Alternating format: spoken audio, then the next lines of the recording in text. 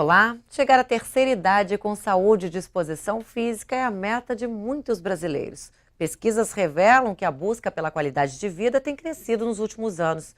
De acordo com a Organização Mundial de Saúde, no Brasil, 5,85% da população tem mais de 65 anos, número que deve aumentar em 15 vezes até 2025.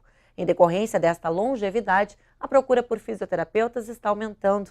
Para falar sobre esse assunto, o Alerj Debate recebe o deputado Xandrinho e a fisioterapeuta Glenda Dias Costa. Deputado, inclusive, o senhor tem um projeto de lei que cria essa fisioterapia para a terceira idade nos hospitais públicos, na rede de saúde pública, não é mesmo? Sim, é verdade, já está protocolado, já está tramitando na casa. E é para que a rede pública de saúde do Estado realmente fique atento com relação à importância de uma fisioterapia na terceira idade. Aliás, a fisioterapia é importante em qualquer idade, né? E eu que sou já um sexagenário, já estou lá com meus 60 anos e há pouco tempo, inclusive, eu tive um problema de bursite, inclusive. Então, eu acho que através da doutora, inclusive quem por sinal me tratou foi a doutora Glenda, eu consegui reabilitar e ter os movimentos totalmente normalizados. Portanto, eu acho de suma importância e eu espero que essa casa aprove o mais rapidamente possível. Doutora Glenda, com o passar dos anos, a flexibilidade, a agilidade de uma pessoa idosa vai terminando. E com a fisioterapia ou com os exercícios físicos, como o deputado mesmo falou que ele foi um atleta, isso ajuda na velhice? Ajuda, e ajuda muito. No Brasil, eu não tenho conhecimento de nenhum programa de política de prevenção. Isso é cultural. Eu tive um professor que ele dizia que nós começamos a envelhecer a partir do nosso nascimento. E se temos uma saúde física, vamos ter com certeza uma saúde mental, vamos ter com certeza um envelhecimento mais feliz. Eu prefiro trocar a palavra envelhecimento por maturidade, né? Então, a partir da hora que o nosso organismo começa a amadurecer, vem algumas mudanças fisiológicas, acompanhadas de mudanças hormonais, mudanças físicas como a osteoporose, por exemplo, a artrose, a falta de força muscular, a dificuldade no equilíbrio, e isso tem prevenção.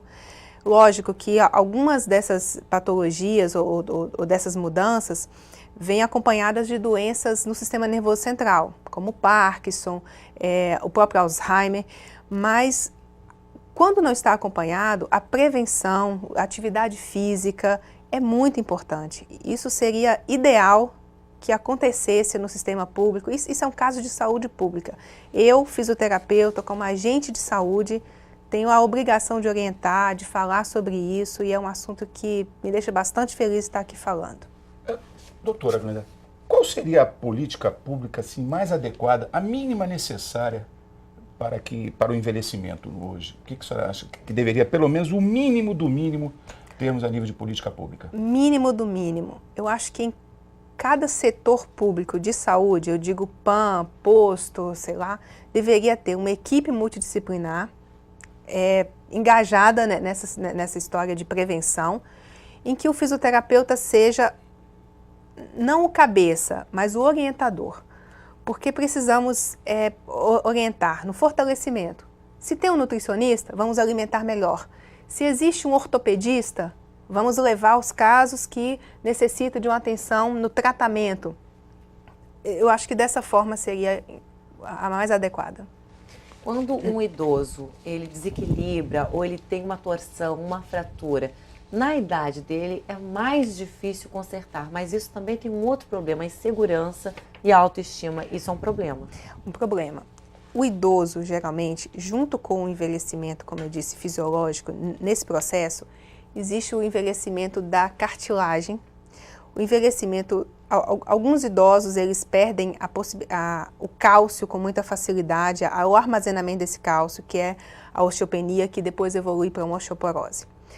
Na maioria das vezes, quando o idoso fratura numa queda, é preciso investigar. Ou ele fraturou por falta de equilíbrio, caiu e quebrou, ou ele fraturou, ou ele caiu porque fraturou. E aí vem o problema. Por que que isso, quando estava no processo inicial, ninguém descobriu, não teve uma prevenção, não teve um tratamento antes da queda? A falta de equilíbrio vem, na maioria das vezes, pela falta de força muscular. Junto com a falta de força muscular, a falta de autoconfiança. E isso, para essas pessoas, a autoestima vai lá embaixo. Eles perdem a confiança de sair sozinhos de casa, perdem a própria autoestima, sabe? Eu vejo, no dia de receber a aposentadoria, quantos idosos vão para a fila de um banco acompanhados de outras pessoas, que essas outras pessoas poderiam estar vivendo as suas vidas e os idosos não precisar daquilo, sabe? Eu acho que é por aí. Além do fato, o psicológico também é muito importante, né? Muito. Eu acho que o acompanhamento, o lado psicológico é muito importante. Eu queria saber da senhora, existe até um limite de idade em que o idoso possa frequentar uma academia? Como é que é feito isso aí dentro limite de idade não existe, existe segurança, né? Eu acho que um bom acompanhamento está resolvido. Não tem limite. O idoso, ele tem uma doença óssea, tem uma doença hormonal, que se ele está bem acompanhado, ele pode tudo. E se ele está feliz, melhor ainda. Envelhecer com saúde é envelhecer feliz. Sim. Não existe limite, existe cautela, existe cuidado, segurança para eles apenas. Já é comprovado que uma pessoa sedentária, quando jovem, fica sedentária e tem problemas de saúde na velhice, na terceira idade? Sim. O sedentário, quando jovem, nós temos várias pesquisas que indicam isso. O sedentário, quando jovem, tem a possibilidade é maior de ter uma doença cardíaca, uma doença física, psicológica. Então, eu acho que existem substâncias liberadas durante a atividade física que melhoram a autoestima, que melhoram as dores musculares, e isso sim, isso procede. E talvez alguns deixam de fazer porque talvez não comporte ali no orçamento familiar, né, deputado? Mas aí com o seu projeto, o que a doutora pensa em relação ao projeto? Se os hospitais, as clínicas, as redes públicas de saúde oferecessem essa fisioterapia, no que ajudaria esse idoso que não teve condição de malhar, de se exercitar enquanto jovem e agora gostaria de fazer, mas não tem condições? Que, a bem da verdade, é a fisioterapia geriátrica, né? Sim. Quer dizer, ela é específica para o idoso. Exatamente. Eu acho que melhoraria em muito a saúde física e mental, para começar. Aumentaria a nossa idade do idoso. Hoje em dia, o idoso para a sociedade é 65 anos. Quem sabe, com a implantação desse sistema, nosso idoso seja de 80 anos, né? Nós teremos aí super-homens. A expectativa hoje é de 70 anos. É de 70 anos. Mas também não adianta você ter 70 anos e não estar em atividade. Não o importante está em atividade. Não é isso, doutora? Você está com 70 anos, mas em atividade, né? Melhoraria em muito. A fisioterapia tem a possibilidade não só de tratamento, como de prevenção. Se um idoso chegar hoje num sistema de saúde e ele for diagnosticado falta de equilíbrio, poderíamos prescrever um tipo de atividade para ele que melhoraria aquele equilíbrio. Mesmo ele já tendo uma osteoporose, mesmo ele já tendo algumas sequelas neurológicas que facilite a queda. Se ele tem uma boa força muscular e que seja feito um trabalho de equilíbrio, de propriocepção, que propriocepção é a percepção dele no espaço. Tem idoso que para se levantar de uma cadeira, ele não consegue se apoiar nas próprias pernas. Às vezes porque acha que o braço da cadeira ele tem muito mais confiança. Então eu acho que seria muito bom que isso acontecesse no Brasil, não só no Rio de Janeiro. O ideal, eu não sou médico, mas acho que o ideal é ter um geriatra, um ortopedista, né? A equipe uma multidisciplinar. psicóloga, né? E uma fisioterapeuta. Eu acho que seria fantástico e não é tão difícil ter isso, o Estado disponibilizar isso nos locais onde se faz necessário. Poxa, isso é fantástico. Porque não adianta termos perspectiva de 80 anos e você chegar com seus 70 já se arrastando, ou 60, até porque isso vai de cada pessoa, né, da cabeça de cada pessoa. Eu confessei aqui, sou réu confesso, completei esse ano 60 anos de idade, mas graças a meu bom Deus eu tenho vontade de fazer tudo, eu faço tudo, graças a Deus, tudo que é possível. Evidentemente que não sou mais um garoto de 18 anos, mas respeitado esses limites, você vai viver tranquilamente, participar, e por isso o projeto, falta incentivo, falta proteção para os idosos por parte do Estado. Talvez seja muita pretensão da minha parte dizer que se o idoso chegar aos 70 anos se arrastando, se ele chegar num sistema em que realmente existir essa equipe multidisciplinar funcionando e funcionando bem, talvez ele consiga relembrar a idade física dos 50 e muita coisa é reversível. Talvez quedas seriam evitadas, infartos seriam evitados, certos tipos de doenças vasculares também. Chegar aos 70 se arrastando faz parte da nossa cultura hoje. Mas se começar a mudança a partir de agora, a gente tem que ter o otimismo de que tem jeito. Eu levanto a bandeira da fisioterapia. Fisioterapia é uma profissão muito nova, reconhecida há pouquíssimo tempo, e a gente tem crescido tanto e as pesquisas têm cada vez mostrado que quanto antes você lançar a mão da terapia física, melhor para o organismo. Terapia química, ela tem uma rapidez no resultado, mas é como o remédio, é como o veneno e o remédio, né? Tudo depende da dose.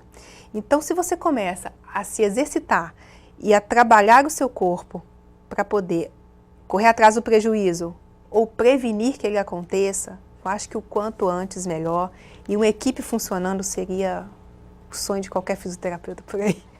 Tá ok, nós vamos para um breve intervalo e já voltamos com o Alerj Debate.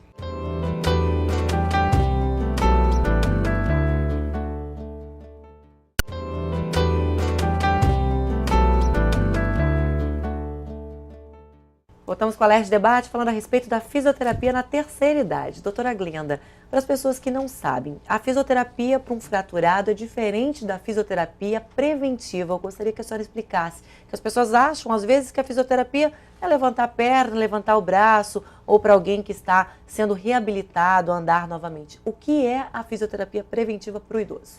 É a fisioterapia preventiva. A prevenção começa para o idoso. Vamos primeiro ver o que está faltando para a vida desse idoso, da vida física, né?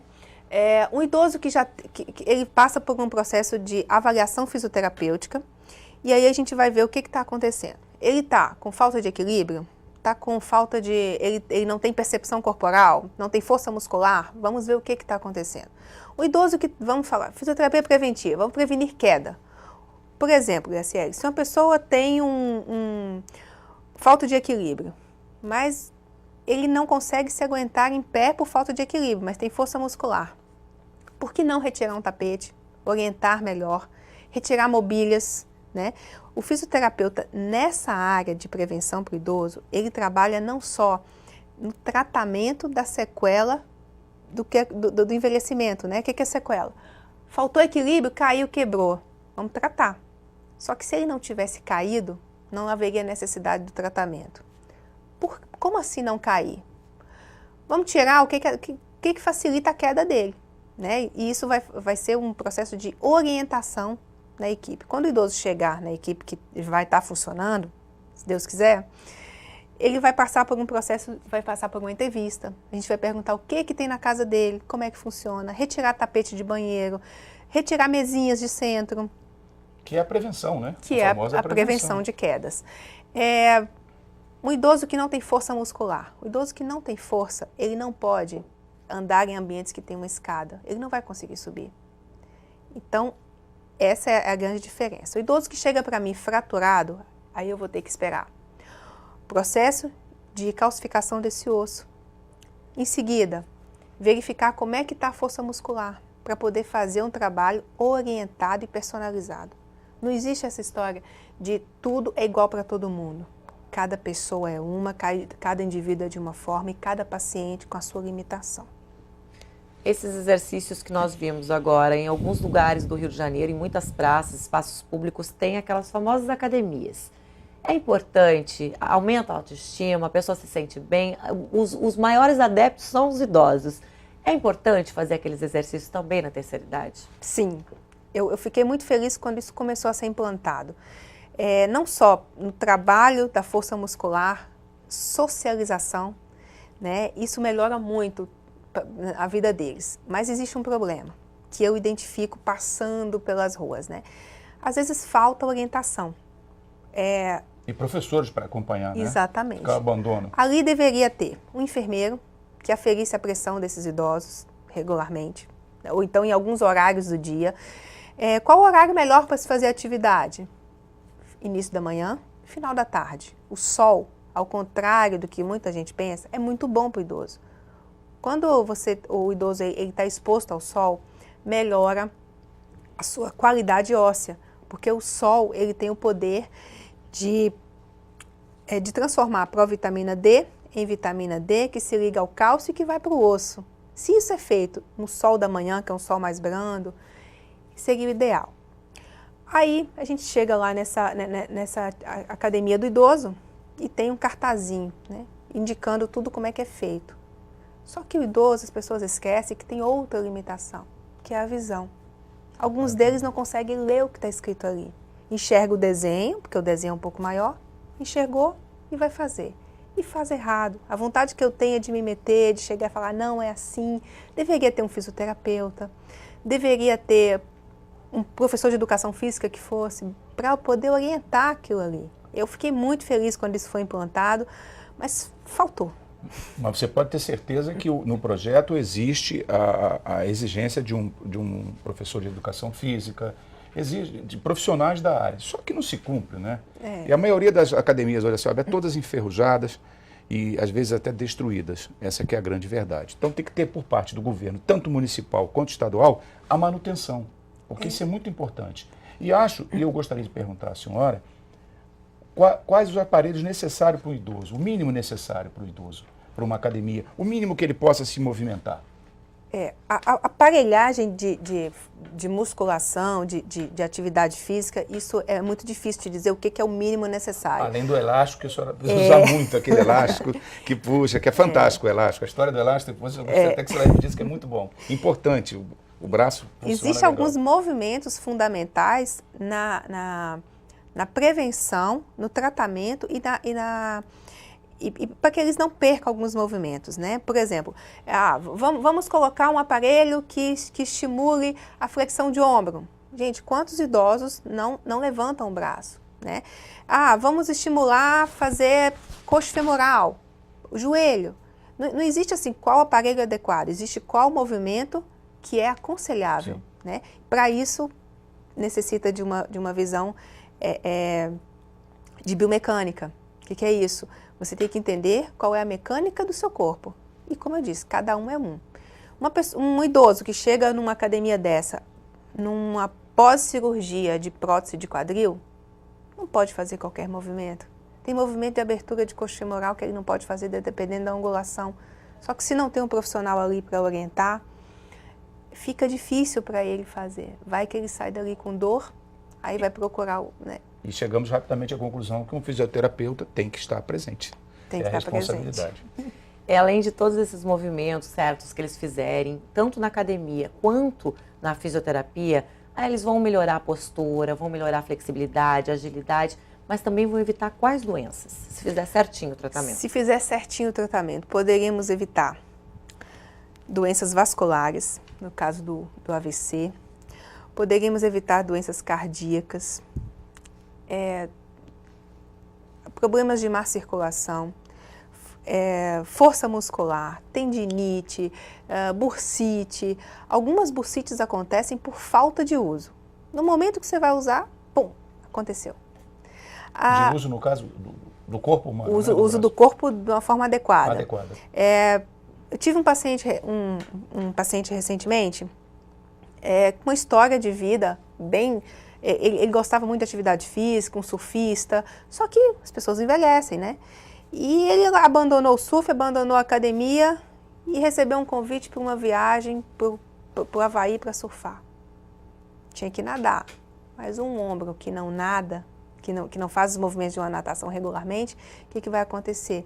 Quem está descansado vai ter lesão. Se temos uma política de prevenção regular, no momento que o idoso fosse puxar uma gaveta, levantar um peso, carregar uma sacola de um hortifruti de um supermercado, não aconteceria essas doenças. Doutora, o alongamento para o idoso é fundamental nesse processo ou não? O alongamento... Para o idoso, especificamente. Para o idoso. O alongamento para o idoso é tão fundamental quanto o fortalecimento, né? Esse músculo ele precisa ser primeiro condicionado para depois ser fortalecido. Se eu submeto esse músculo a uma força muscular, ele precisa ter sido pelo menos... Imagina um elástico de uma roupa. Quando você submete esse elástico na sua extensão máxima, quando volta, ele não volta com a mesma integridade.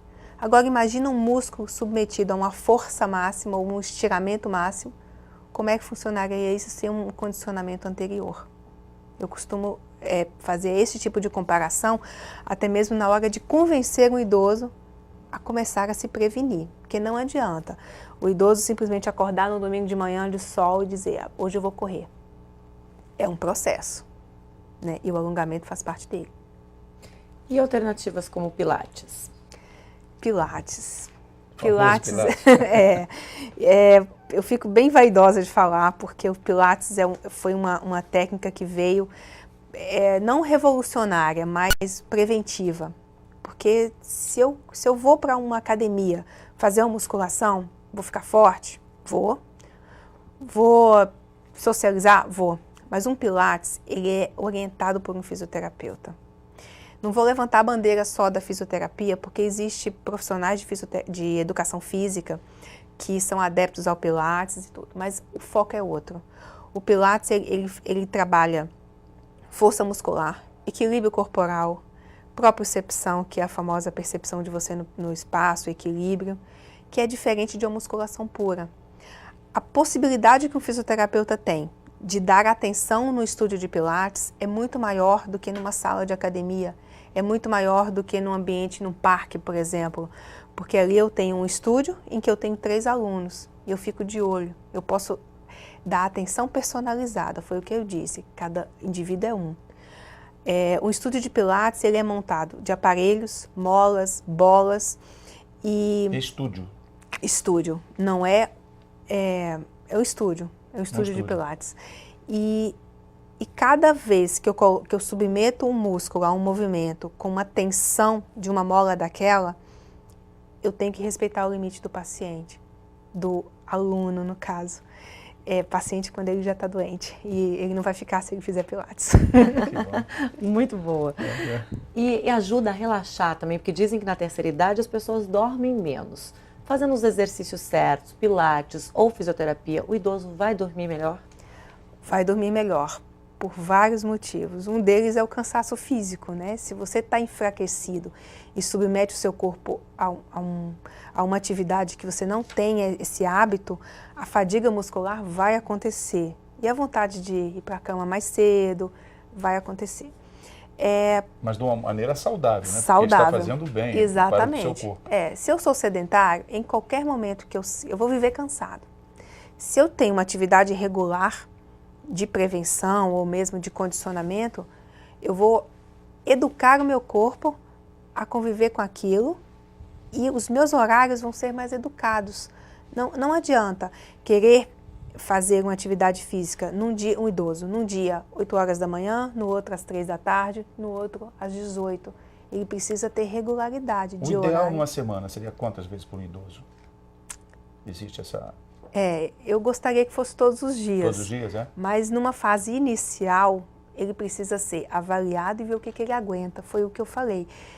Precisa ver a limitação de cada um. Sempre tem que ter uma avaliação. E o fisioterapeuta é uma constante reavaliação a cada encontro. Num dia, o cliente, o aluno, o paciente chega de um jeito.